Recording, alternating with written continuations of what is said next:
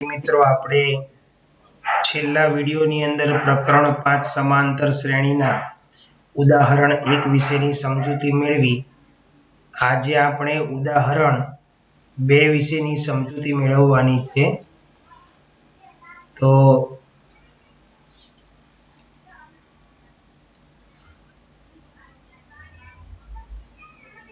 તેની માટે આપણે ઉદાહરણ નંબર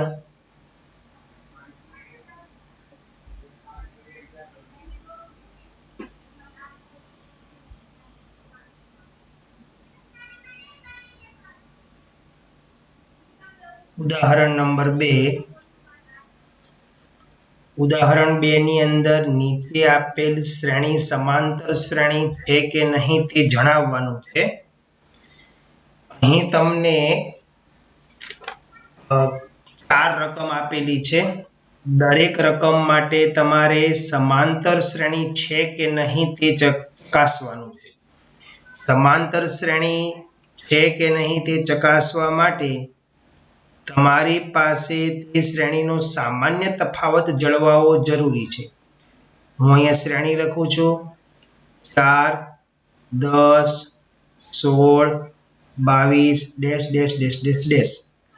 આપણે આગળના વિડિયોની અંદર જોઈ ગયા કે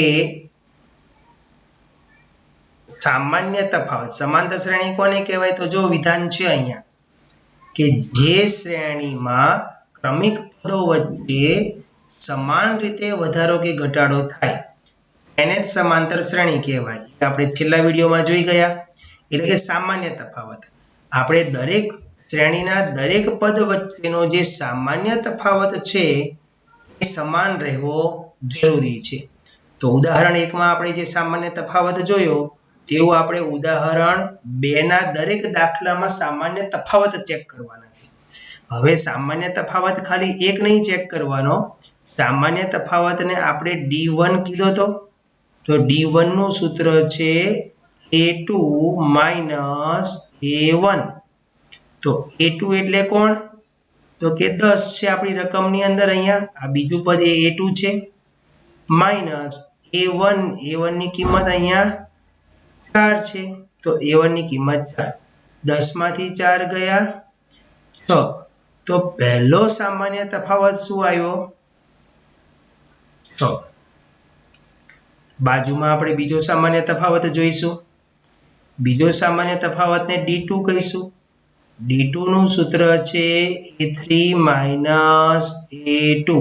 આ બધું આપણે આગળના વિડિયોમાં જોઈ ગયા છીએ. જુઓ બતાવું તમને છે ને. પ્રથમ સામાન્ય તફાવત D1. પ્રથમ સામાન્ય તફાવત આ રહ્યો D1. એનું સૂત્ર આપણે લખ્યું છે D1 is equal to A2 minus A1. બીજો સામાન્ય તફાવત D2 A3 minus A2. આ રીતે D1 D2 અને D3 આ બધા સમાન થવા જોઈએ. જો સામાન્ય તફાવત સમાન આવે દરેકનો સમાન રીતે વધારો કે ઘટાડો થાય તો જ તેને આપણે સમાંતર શ્રેણી કહી શકીએ. સમાંતર શ્રેણીની વ્યાખ્યા છે બે ક્રમિક પદો વચ્ચેનો તફાવત સમાન હોવો જોઈએ. તો D2 is equal to પાછું લઈ લઈશું અહીંયા. D2 is equal to શું છે? A3. A3 કોણ છે આપણી પાસે? 16 માઇનસ A2 કોણ છે? 10. 16 માઇનસ 10 વળી પાછા આવ્યા 6. તો અહીંયા D2 ની કિંમત પણ આપણી પાસે છે 6.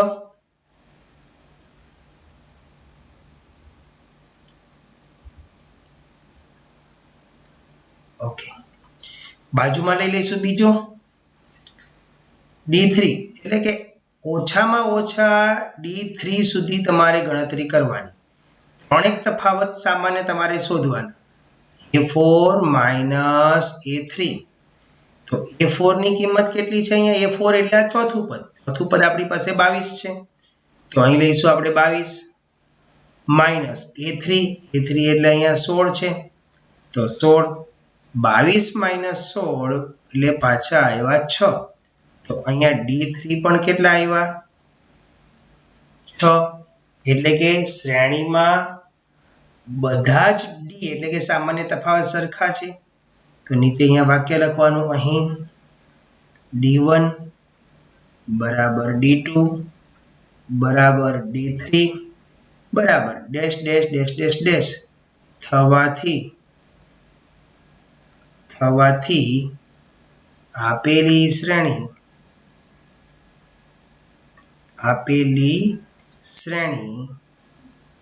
સમાંતર શ્રેણી છે.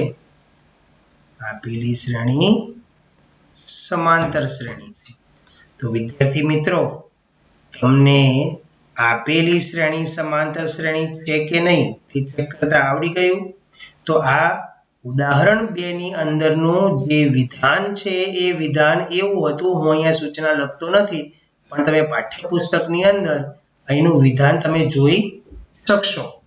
નીચે આપેલી શ્રેણી સમાંતર શ્રેણી છે કે નહીં તે ચકાસવાનું છે.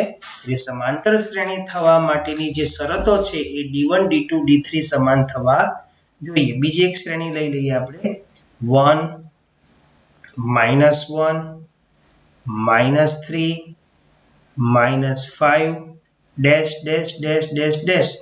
અહીંયા ઘટતી શ્રેણી છે. ભલે શ્રેણી ઘટતી હોય કે વધતી હોય એની સાથે આપણે કોઈ સંબંધ નથી. તો એનો પણ સામાન્ય તફાવત D1 = A2 - A1. દરેક વખતે સૂત્રો લખતા રહેજો એટલે પાકા થતા જાય. A2 ની કિંમત કેટલી છે? અહીંયા A2 એટલે આ છે બીજું પદ, તો ત્યાં -1 અને માઇનસ, આ સૂત્રનો માઇનસ, અને A1 ની કિંમત છે 1 એટલે અહીંયા આવશે 1. -1 -1 -2, તો D આવશે -2. ઓકે, ત્યાર પછી આવશે D2 આવશે A3 - A2. A3 ની કિંમત છે -3 માઇનસ, આ સૂત્રનો માઇનસ, ધ્યાન રાખજો ખાસ, સૂત્રનો માઇનસ છે. અને A2 ની કિંમત અહીંયા પછી -1 છે. આ A3 છે, આ A2 છે. A2 ની કિંમત -1 છે અને આપણે કૌંસમાં લખીશું, કૌંસમાં -1. ઓકે, તો આ -3 અને આ માઇનસ અને આ માઇનસ થઈ જશે +1. -3 + 1 એટલે પાછો આવ્યો -2. આ થયો D2. તો D2 ની કિંમત આવશે -2. એ જ રીતે આપણે શોધી લઈશું D3. તો D3 = A4 - A3. A4 ની કિંમત કેટલી છે સૂત્ર પ્રમાણે, રકમ પ્રમાણે? -5. અહીંયા માઇનસ છે. A3 ની કિંમત છે -3, તો -5 અને આ માઇનસ અને આ માઇનસ થઈ જશે +3. -5 - 3 એટલે +3 એટલે કે -2. અહીંયા પણ D3 કેટલા આવી ગયા? D3 આવ્યા છે -2. એનો મતલબ એવો થયો છે કે શ્રેણીમાં D1 D2 અને D3 બધા જ કેવા મળે છે? આપણને સમાન મળે છે. સમાન મળે છે એટલે પાછું નીચે આપણે એક વિધાન આવી જાય છે કે અહીં D1 બરાબર D2 બરાબર D3 બરાબર ડેશ ડેશ ડેશ હોવાથી શ્રેણી સમાંતર શ્રેણી છે. અથવા ખાલી લખી શકો તમે, માટે આપેલી શ્રેણી સમાંતર શ્રેણી છે. આ જ રીતે આપણે એક ઉદાહરણ 2 ની અંદરનો પ્રશ્ન ત્રીજો જોઈ લઈશું. ત્રીજાની અંદર છે -2, પાછું 2, -2, 2, -2. આ રીતે બધા પદો છે. તો આપણે સામાન્ય તફાવત શોધીએ. D1 = A2 - A1. આ બધું એક પ્રસ્તાવનાઓ છે જે પ્રકરણની શરૂઆતમાં તમને તફાવત શોધવા માટેની એક સિસ્ટમ શીખવાડે છે. પરીક્ષાની અંદર આવા બધા પ્રશ્નો પૂછાવાની શક્યતાઓ બહુ ઓછી હોય છે, પણ છતાંય આપણે શીખેલા હોઈએ તો આવડે ખરા. e2 ની કિંમત અહીં કેટલી છે 2, તો અહીંયા આવશે 2. સૂત્ર પ્રમાણે માઇનસ અને a1 ની કિંમત છે અહીંયા -2, એટલે અહીંયા આવશે -2. તો આ 2 પછી આ માઇનસ અને આ માઇનસ બે ભેગા થઈને શું બની જાય છે પ્લસ. 2 + 2 4. તો d1 કેટલો આવ્યો 4. d1 4. એ રીતે હવે d2 is equal to a3 minus a2. a3 ની કિંમત કેટલી છે a3 એટલે ત્રીજું પદ કોણ છે અહીંયા -2, તો a3 ની કિંમત છે -2. સૂત્રનો આ માઈનસ અને a2 ની કિંમત પાછી અહીંયા 2 જ છે એટલે આ 2. તો -2 અને -2 is equal to -4. તો d2 શું આવ્યો -4. હવે આ જુઓ અહીંયા તમે જોઈ શકશો કે d1 અને d2 સરખા નથી. d1 અને d2 જો સરખા ન હોય તો એનો મતલબ એવો છે કે અહીં સામાન્ય તફાવત સરખો જળવાતો નથી. તો અહીં d1 is not equal to d2 અને એ જ રીતે આગળ જશું તો is not equal to d3 આવશે. તો is not equal to બધું ચાલ્યા કરશે. માટે આપેલી શ્રેણી એ સમાંતર શ્રેણી નથી. આપેલી શ્રેણી સમાંતર શ્રેણી નથી.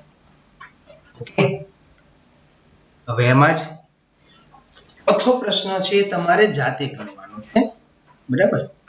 એટલે નંબર 4 એ તમારી માટે હોમવર્કમાં છે. પાઠ્યપુસ્તકમાં રકમ આપેલી જ છે. એ રકમ તમારે જોઈને તમે એમાં ગણી શકશો. હું તમને એનું પાના નંબર જણાવું છું.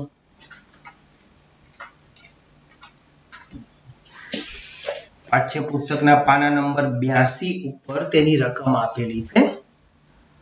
પાઠ્યપુસ્તક બાપુ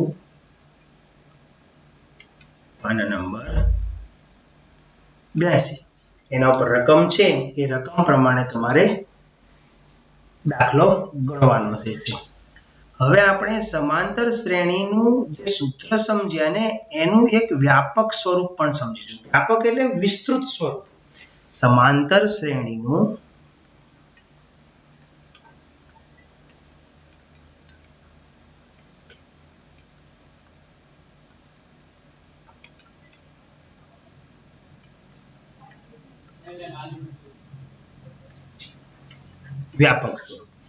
વ્યાપક સ્વરૂપને તમે વિસ્તૃત સ્વરૂપ પણ કહી શકો.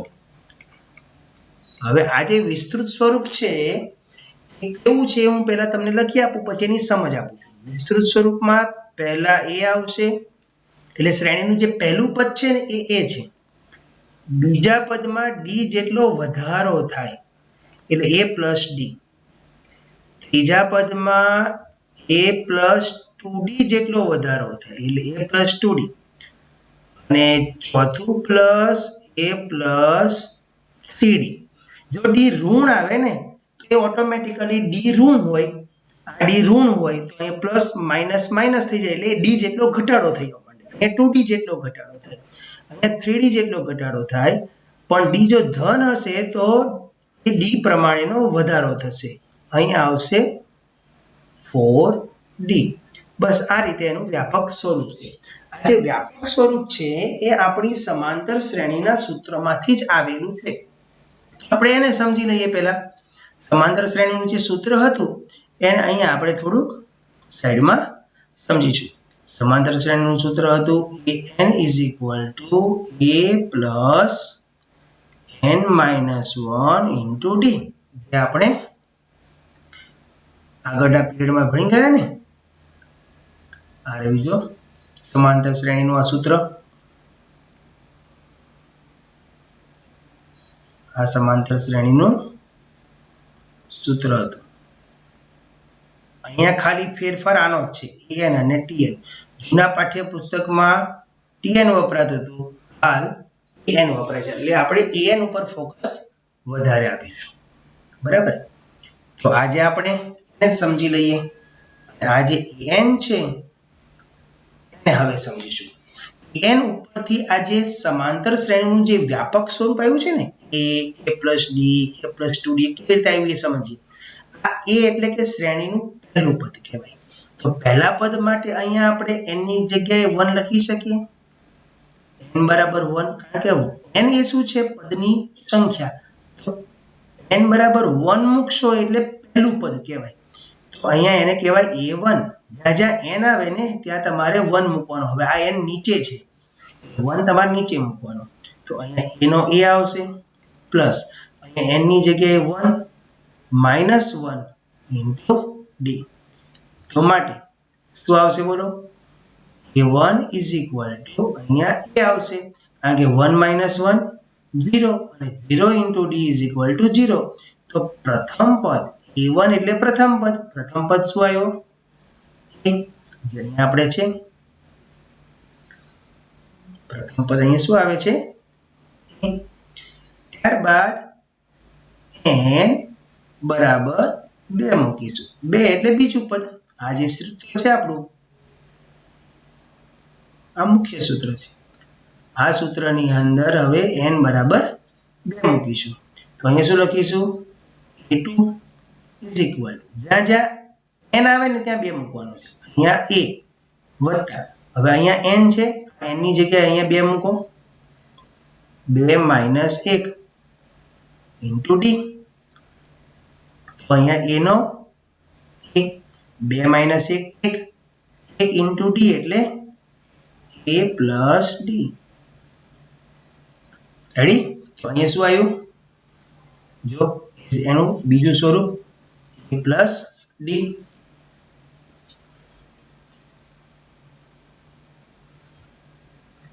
ત્યારબાદ બસ આ જ રીતના બધા પછી a પ્લસ 2d, n બરાબર 3 મૂકો તો અહીંયા 3 માઇનસ 1 2 થાય, 2 2d એટલે a plus 2d, a plus 3d અને a પ્લસ 4d. આ રીતે સમાંતર શ્રેણીનું વ્યાપક સ્વરૂપ બનશે, જે આપણા સમાંતર શ્રેણીના સૂત્ર ઉપરથી જ બનાવ્યું છે.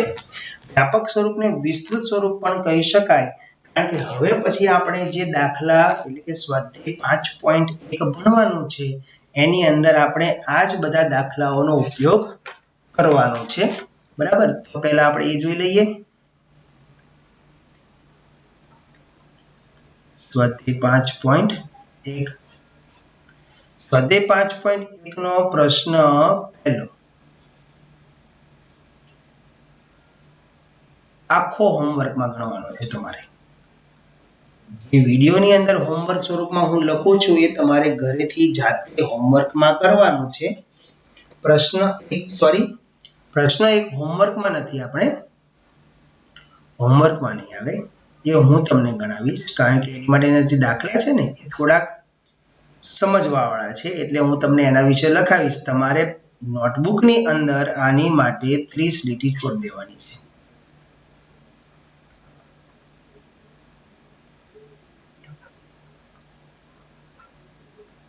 બાજુમાં આપણે દાખલા ગણીશું, બે દાખલા, એટલે 30 લીટીમાં એ આવી જશે.